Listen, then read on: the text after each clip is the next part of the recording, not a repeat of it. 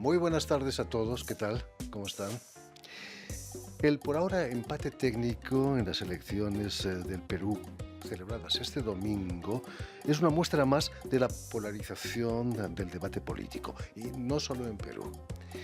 Nuestros invitados de hoy, Magdalena Suárez y César Coca, directores de la editorial peruana Achahuata, ya sufrieron sus consecuencias el año pasado con la cancelación en la Feria del Libro de Lima de la presentación del libro Revolución en los Andes que Víctor Polay escribió desde la cárcel.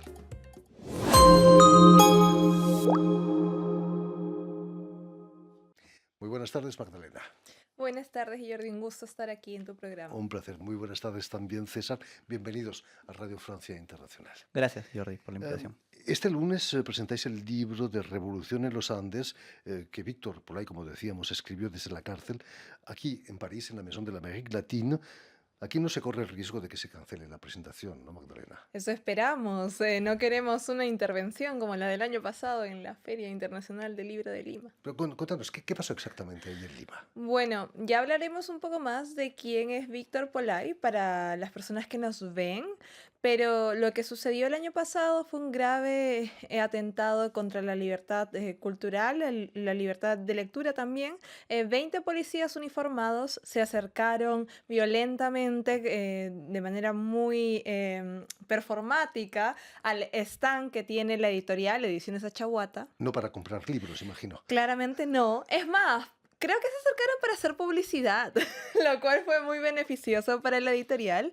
Se acercaron a Ediciones Achahuata, a un recinto familiar, a un recinto de la lectura, para informarnos que la editorial tenía una denuncia por apología al terrorismo. Terrible, ¿no? Pero contarnos, para los no peruanos, Ujú. ¿quién es Víctor Polay? Porque está en la cárcel desde 1992. César, cuéntanos. Sí, Jordi, mira, Víctor Polay es un antiguo militante del partido aprista peruano que por desavenencias dentro de la cúpula del partido y por la derechización del partido decide abrirse del partido, alejarse del partido y en el año 82 forma el Movimiento Revolucionario Tupac Amaru. Es un movimiento de inspiración guevarista, de inspiración sandinista, que intenta hacer la revolución peruana a través de las armas. Es el último instante en el que un movimiento de este tipo se desarrolla en el Perú. En el año 92, Alberto Fujimori captura a Víctor Polay y desestructura todo el movimiento revolucionario Tupac Amaru. Es condenado en aquella ocasión a 35 años de prisión, los cuales se cumplían este enero pasado y no se ha dado. Nosotros hemos creído que efectivamente que un Estado de Derecho se está determinado justamente por el cumplimiento de las penas. Si una persona es condenada a determinada cantidad de años, si las cumplió, listo.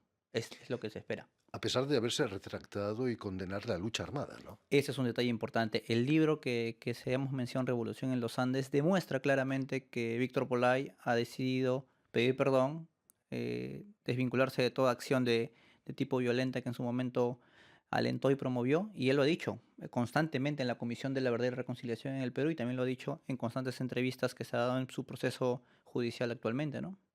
Magdalena me decía que este mes de enero debía haber sido liberado, ¿no? Sí, él fue condenado en el 2002, si es que no me estoy equivocando, por un nuevo tribunal a 35 años de prisión que se cumplían en enero de este año, en enero del 2026. Y bueno, obviamente sabemos que el Estado peruano, el gobierno peruano está utilizando la prisión como la prisión de Víctor Polay Campos de una manera política y ha reabierto el caso Las Gardenias, que para quienes no son peruanos, peruanas y no siguen un poco lo que sucede, Las Gardenias fue una masacre que sucedió en Tarapoto, en la selva peruana, donde asesinaron a 8 personas en una discoteca y aparentemente las asesinaron por ser homosexuales. Sin embargo, están culpando a Víctor como dirigente del movimiento revolucionario Tupac Amaru de tener una política de limpieza social, cosa que no se ha podido probar, cosa que no hay pruebas suficientes para afirmarlo. Y bueno, han reabierto este caso y le han dado a Víctor prisión preventiva, privándolo así de su libertad. Hasta que empiece el juicio de Las Gardenias. Y otra cosa que quería decir es que no es gratuito que este caso haya sido abierto porque en el Perú hay una ley que menciona de que cuando un terrorista, cuando un subversivo muere en prisión, su cuerpo no es entregado a los familiares. Su cuerpo es incinerado y las cenizas esparcidas en un lugar donde desconocido para que justamente no haya un sitio físico en donde la gente pueda ir a visitarlo, ¿no? Eso priva a los familiares totalmente de un duelo también. Recordemos que es una persona, es un humano y tiene derechos. En el Perú hay un intento de catalogar a todos los subversivos y a los que fueron protagonistas del conflicto armado interno como monstruos, ¿no? Y un monstruo sabemos que no tiene derechos y creo que eso es lo que quieren hacer con Víctor. ¿Cómo fue el contacto con Víctor? ¿Fue fácil hablar con él, lograr que acepte publicar su libro? Creo que César puede dar mejores César. detalles. Sí, bueno, la publicación del libro parte justamente por esta reivindicación de una voz protagonista del conflicto armado interno peruano, pero el contacto no se da directamente con Víctor. Víctor es una persona que está recluida y no tiene acceso más que a su abogado y a un circuito familiar muy cerrado. El libro está alojado, Jordi, de manera pública en una biblioteca norteamericana, es decir, cualquier persona que busque el libro puede acceder al libro y puede emplearlo como difusión, porque fue justamente parte de la propuesta de Polay de dar el libro a la lectura general. Entonces, lo que hizo Chaguata simplemente es, como parte del catálogo editorial, dentro de este contexto de la liberación que se iba a dar, que se tenía que dar en enero, publicar el libro, ¿no? No es la primera vez que pasa eso en Perú, esa especie de censura.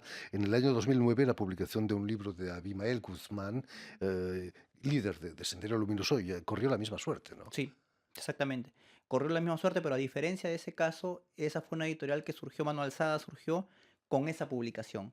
En el caso de Achaguata, y esto lo hemos mencionado recurrentemente, Jordi, Achaguata publica este libro luego de 65 publicaciones sobre sus espaldas, es decir, es un proyecto con mayor envergadura, con mayor cohesión y con mayor estructura, y por esa razón justamente el proceso que se abrió en agosto del año pasado y que hasta la fecha sigue, no ha permitido que la editorial sea disminuida en el apoyo que tiene de su comunidad y tampoco en algo que es una práctica sistemática, que es la autocensura. Es decir, lo que este proceso de demanda y de acusación a una editorial como Apología del Terrorismo quiere hacer es que nosotros, nosotras, pensemos dos veces qué tipo de publicaciones damos a nuestra comunidad, y eso no lo van a conseguir. No lo van a conseguir porque tenemos la suficiente coherencia dentro de nuestro trabajo para lograr encaminar muy bien nuestra propuesta cultural y política, ¿no?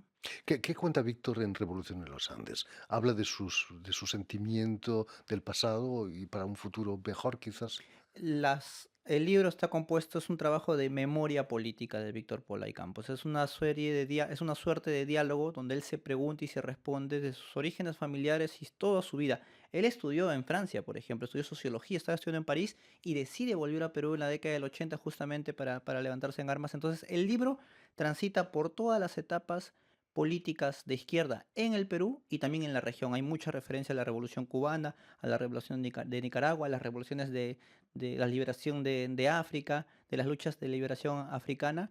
Y sobre todo me parece importante, hay varios episodios, Jordi, tú has mencionado muy bien eso, donde Víctor Polay expresamente dice, si pudiera retroceder el tiempo, no volvería a hacer lo que hizo. Y pide perdón dentro del acto de reconciliación y una invitación plena a decir, si nos reconciliamos todos o si pedimos reconciliación todos, hay que aceptar responsabilidad y pedir perdón a las víctimas. Y ese es un libro, una lección muy importante en este trabajo. Y no quiero acabar esta intervención sin decir que el libro tiene una inclusión de un recorte periodístico de un diario de peruano, donde se explicita que decenas de ex militantes del MRTA que iban a dar una conferencia de prensa en un conocido hotel en el Perú, el Hotel Bolívar, diciendo de que el camino para llegar al poder es el camino democrático de las elecciones, ya no el camino de las armas como en su contexto se iba a dar, ¿no? Parece, Magdalena, que la sociedad peruana no ha cerrado sus heridas, en parte porque ni Tupac Amaru ni Sendero Luminoso no fueron invitados en la Comisión de la Verdad y la Reconciliación, ¿no? No se puede reconciliarse si no tienes a todo el mundo en la mesa. Exactamente. Hay una frase que se forjó en el sur peruano en el 2022 cuando lamentablemente sacaron de una manera humillante al presidente Pedro Castillo y asumió la dictadura, la dictadura de Dina Boluarte. Y esta frase reza, esta democracia ya no es democracia. Y en el Perú hace mucho tiempo dejamos de ser una democracia, Jordi. Y esto es necesario que la gente internacionalmente lo sepa. En el Perú no hay democracia. Hay persecución, hay intento de borrar la memoria política, la memoria histórica, con el interés y el fin, y el único fin de forjar una narrativa pues a favor de las grandes élites económicas, ¿no? En el caso de la reconciliación, como tú bien lo dices, no ha habido un proceso de reconciliación en el Perú y no lo va a haber mientras no podamos tener acceso a materiales que conforman parte de la historia política peruana y materiales que deberíamos poder leer libremente, porque Víctor Polay, queramos o no, fue un protagonista del conflicto armado interno y es necesario saber sus motivaciones y sus razones por las que eligió él y un conjunto de peruanos y peruanas tomar la vía armada para solucionar las cosas, ¿no? Entonces, cada decisión debe ser vista en su contexto inmediato y eso es lo que sucede con el libro. Y solamente para cerrar esta intervención, es necesario un proceso de reconciliación en el que todos y todas podamos ser escuchados. Y también otra cosa que es necesaria tener en cuenta es que un libro no es una bomba, un libro no es una pistola, un libro es eso, un libro. Palabras y papel, y las ideas se combaten con ideas. Así que, bueno. Volviendo a la reconciliación, si los líderes como Víctor Polay están encarcelados, el Estado peruano nunca ha sido condenado por crímenes de lesa humanidad. Sí, en efecto, no hay. El Estado peruano es el gran actor impune en este conflicto armado interno, ¿no? Por eso es que la derecha se encarga siempre, constantemente de recalcar en la palabra terrorismo, y quizá podamos hablar un poco de esto, cómo el terruqueo se ha vuelto un verbo común en el lenguaje peruano, ¿no? Es cualquier persona que piensa diferente o cualquier persona que cuestiona decisiones del gobierno se vuelve terrorista porque justamente necesitan ese discurso para tener un enemigo fantasmal al que combatir, ¿no? Y en ese contexto nace la editorial Achahuata en 2021. Es más que una editorial, ¿no? Es un proyecto cultural, político también, ¿no, Sí, César? sí, Jordi. Tenemos 5 años de existencia, cumplimos justo en agosto de este año 5 años y hemos publicado la cantidad de 90 libros. Es algo absolutamente sin precedentes en el Perú de hoy. Y además somos una editorial que se denomina auténticamente independiente porque a diferencia de otras editoriales del medio peruano, jamás hemos recibido ni un sol del Estado peruano. Es decir, nosotros hemos lanzado a la plataforma pública nuestro proyecto con una dependencia absoluta de la comunidad que hemos formado. Y decías muy bien, Jordi, el proyecto de Chaguat es un proyecto en primera instancia cultural, pero que tiene una repercusión de tipo político porque desde febrero de este año en Lima tenemos un centro físico, es un centro que está ubicado en el centro de Lima y que sirve como un lugar donde se brindan clases, donde se dan cursos, donde se proyectan películas, donde se dan debates, conversatorios y una serie de elementos centrales. Y dentro de este proceso de trabajo de la editorial, lo que quiso hacer el libro, justo Magda lo decía muy bien, es darle voz a un actor relevante del conflicto armado interno con el propósito de que efectivamente podamos reconciliarnos. La Comisión de la Verdad y Reconciliación del año 2001 determinó que el Estado el Estado fue propulsor y responsable de casi el 35% de las víctimas mortales. No fue un actor menor y 65% fue Sendero Luminoso y menos del 10% el MRTA. En ese balance tan responsable es el Estado peruano y Alberto Fujimori fue condenado por ser autor mediato de crímenes de lesa humanidad en La Cantuta y en Barrios Altos con secuestros selectivos. Pero en la Feria del Libro de Lima se han presentado las memorias de Alberto Fujimori y no se ha censurado absolutamente para nada. Entonces hay un doble rasero en los medios de comunicación y en los poderes económicos del Perú que quiere justamente hacer un relato de la historia peruana y invisibilizar otro tipo de voces, ¿no?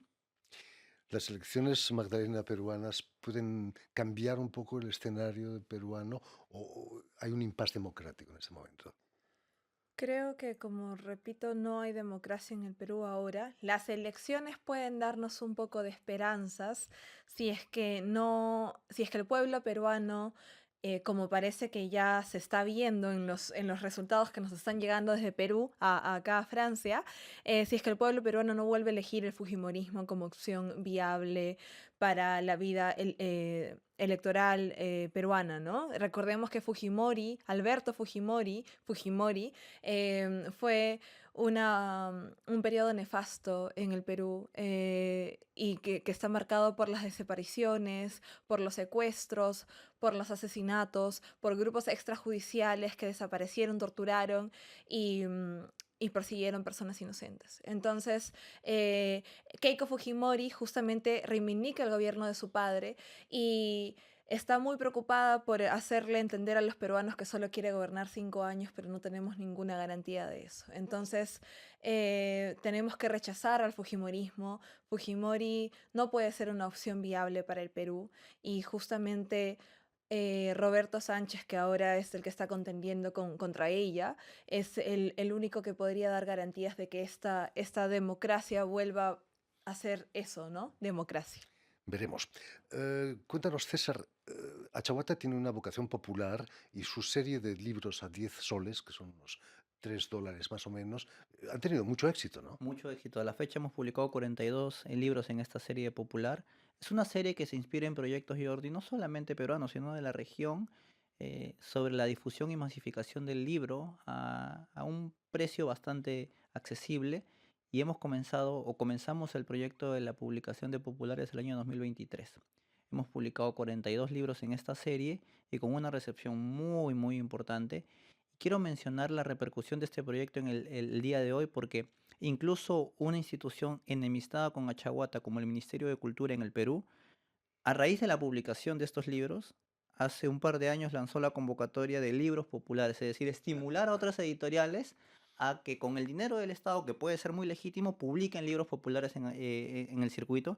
Entonces creemos que con ese proyecto estamos haciendo las cosas relativamente bien para fortalecer un poco la industria del libro y es fascinante porque estos libros circulan muy rápido, tienen un gran objetivo que es trazar una colección del pensamiento crítico en el Perú, el pensamiento crítico de todos los flancos, porque hemos publicado a la derecha, a la izquierda, porque uno de los eslóganes de la editorial tiene que ver con que son libros que pretenden revolucionar el pensamiento en el sentido de que nos hagan pensar. Esos. Y es importante. Magdalena me decía que un libro normalmente cuesta unos 80 y tantos soles. Sí. 10 soles está al alcance de todos casi, ¿no? 10 soles es realmente un precio accesible. En algún momento Dina Boluarte, cuando fue presidenta del Perú, dijo que un peruano promedio podía comer entrada, almuerzo y postre con 10 soles. Bueno, lo cual pues verifica que ella estaba muy desconectada de la realidad peruana, pero creemos que pues si la inflación ha hecho que los peruanos y las peruanas, bueno, ha limitado a que ellos piensan que 10 soles no alcanza para comer, creemos que 10 soles alcanza para leer. Y pues eso es nuestro aporte y nuestra trinchera, nuestra forma de militar con la masificación del libro y la lectura, ¿no? Y también, como siempre decimos, no es un proyecto nuevo. Pero sí es un proyecto que en el siglo XXI no hay un proyecto similar en el siglo XXI en el Perú. No hay ningún proyecto de la misma magnitud por los tirajes, por el precio, por la calidad del libro. La calidad es una calidad excelente. Entonces creemos que estos proyectos rinden un homenaje también a proyectos anteriores. Recordemos Manuel Escorza con los Populibros, Juan Mejía Vaca con sus ediciones populares también. Entonces recuperamos esas otras experiencias pasadas para traerlas al siglo XXI, al 2026, 2025, 2024 y pues darles a las personas material para formarse y autoformarse. Federico García Lorca, el poeta español, dijo un día que si se estaba muriendo de hambre en la calle, pediría medio pan y un libro. Eso es. Exacto. César, ¿qué representa para vosotros presentar el libro en París, en la Maison de l'Amérique Latine? Significa en primer lugar que no estamos solos, es decir, que tenemos espacios que se nos abren. A raíz de la censura, Jordi, fuimos vetados de varias ferias en la ciudad, en el Perú, mejor dicho. Una experiencia es que a los días de concluida la Feria del Libro de Lima, donde se dio la censura, estuvimos en una feria en Huancayo, en el centro del país, a 8 horas de Lima. Estábamos montados con el stand y la organización viene y nos dice que se tienen que retirar. No nos invitaron a la feria en Cusco, es decir, este tipo de eventos en Casa de la América Latina y que hemos tenido una gira aquí en París sirven justamente para legitimar el proyecto y ver que efectivamente Achahuata es un proyecto que se está moviendo en ese camino de la decencia y de la corrección cultural y política que creemos. Y yo quiero mencionar además que esto forma parte de una gira que ha trascendido París, porque hace unos días estuvimos 4 días en una feria muy importante en Santiago de Chile y estuvimos el día jueves en Berlín con la comunidad peruana presentando la editorial, presentando el proyecto y comentando el caso. Y esto sirve justamente para que más adelante, cuando el proceso de denuncia formal por parte de la justicia peruana llegue, nos permita tener descargas y actos de defensa que creemos que van a ser finalmente resultantes positivamente para nosotros, ¿no? En fin, pues ya lo saben, si están aquí en París, no se pierdan la presentación este lunes de Revolución en los Andes, libro de Víctor Polay en la Maison de la América Latina. Muchísimas gracias, Magdalena, por estar con nosotros. Gracias también, César Coca, por estar también con nosotros. Mucho éxito en esta presentación. Permitidme también que dé las gracias a Vanessa Loiseau y a Juan Cousineau, quienes se han ocupado hoy de la realización del programa. Y también saludar a nuestros telespectadores, porque también los tenemos, que nos siguen en toda América, desde Chicago hasta la Patagonia, pasando por San Luis, Missouri. Tú sabes muy bien por qué lo digo. Y es una cadena que se llama UCL, un canal latino que emite desde Montevideo para todo el continente.